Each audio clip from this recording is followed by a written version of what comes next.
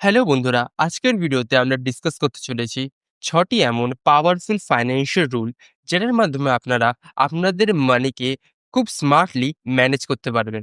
এটি হচ্ছে আগের ভিডিওর পার্ট 2, যেখানে আমরা ডিসকাস করেছিলাম ৪টি পাওয়ারফুল ফাইন্যান্সিয়াল মেট্রিক বা রুলের কথা। তো চলুন শুরু করা যাক। প্রথমেই হচ্ছে রুল অফ 10-5-3। এই রুলটা আমাদের একটি ক্লিয়ার ওভারভিউ বা এক্সপেকটেশনের ওভারভিউ দিতে সাহায্য করে, যেখানে আপনি কতটা ইনভেস্টমেন্ট করেছেন এবং কতটা রিটার্ন পেতে পারেন সেটির একটি ক্লিয়ার মাইন্ড ম্যাপ দিতে সাহায্য করে।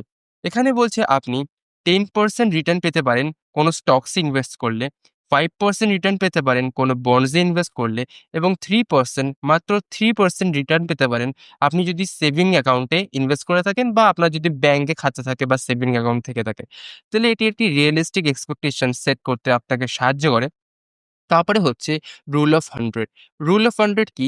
এই রুলটি আমাদের হেল্প করে আমাদের অ্যাসেটকে প্রপারলি অ্যালোকেট করতে।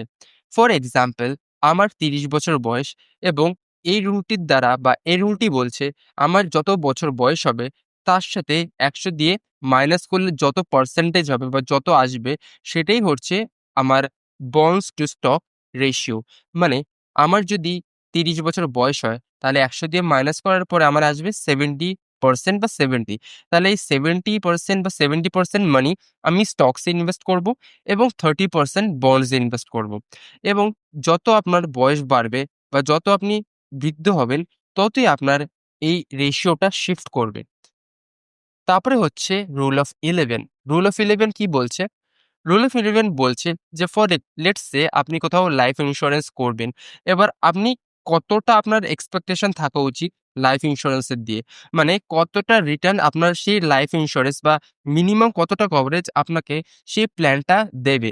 সেটা আপনি সেট করতে পারেন বা ডিটারমাইন করতে পারেন এই রুলটার দ্বারা। এই রুলটাই বলছে যে আপনার যতটা অ্যানুয়াল ইনকাম হবে, যতটা বছরে ইনকাম হবে তার সাথে ১১ দিয়ে মাল্টিপ্লিকেশন করতে হবে। যত আসবে সেটাই হবে আপনার ইন্সুরেন্স কভারেজ। তাহলে এটা আপনার ফাইন্যান্সিয়াল সেফটি ফাইন্যান্সিয়াল সেফটিকে অ্যাসিওর করতে সাহায্য করে। তারপরে হচ্ছে rule of 4%। According to the 4% rule, এটি আমাদের উইথড্রল রেটটাকে ডিটারমাইন করতে সাহায্য করে। তাহলে আপনার যখন রিটায়ার হয়ে যাবেন, এবার সেই রিটায়ার হয়ে যাওয়ার পরে আপনি কত পার্সেন্ট আপনার সেভিংস অ্যাকাউন্টের থেকে তুললে মানে প্রতি বছরে আপনার মোটামুটি চলে যাবে বা আপনি প্রপারলি আপনার সেভিংটাকে ইউটিলাইজ করতে পারবেন। এটির রুল হচ্ছে যত টাকা আপনি সেভ করেছেন জীবনে, তত টাকার থেকে ৪% প্রতি বছর আপনি এক্সপেন্স করলে আপনার সারা জীবন সেই টাকাটা লঙ্গার পিরিয়ড অফ টাইম বেনিফিট দিতে থাকবে। তাহলে এটি পোস্ট রিটায়ারমেন্ট প্ল্যানের জন্য খুব সাহায্যকর। তারপরে হচ্ছে রুল অফ 50, 30 এবং 20। এটি একটি বাজেটিং রুল, যেটার মাধ্যমে আপনি আপনার সমস্ত টাকাকে প্রপারলি ইউটিলাইজ করতে পারবেন।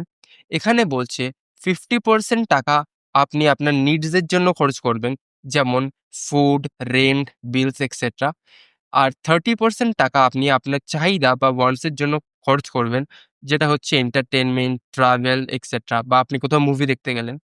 তারপরে 20% আপনি আপনার সেভিংস এবং ডেট রিপেমেন্টের জন্য খরচ করবেন।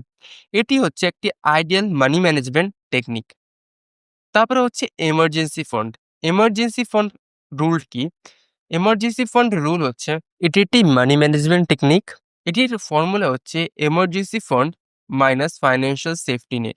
মানে আপনি যত টাকা মান্থলি এক্সপেন্স করছেন, তত টাকার ৩ থেকে ৬ গুণ আপনার মাল্টিপ্লিকেশন করলে যত টাকা আসবে, তত টাকা আপনার মান্থলি আলাদা করে সেভ করে রাখতে হবে। ফর লেটস সে আপনি ৳১০,০০০ মান্থলি এক্সপেন্স করছেন এবং আপনি তাহলে আপনার প্রত্যেক মাসে ৳৬০,০০০ করে এমার্জেন্সি ফান্ডের জন্য বাঁচিয়ে রাখতে হবে। তাহলে আজকের জন্য এইটুকুই। দেখা হচ্ছে পরের ভিডিওতে।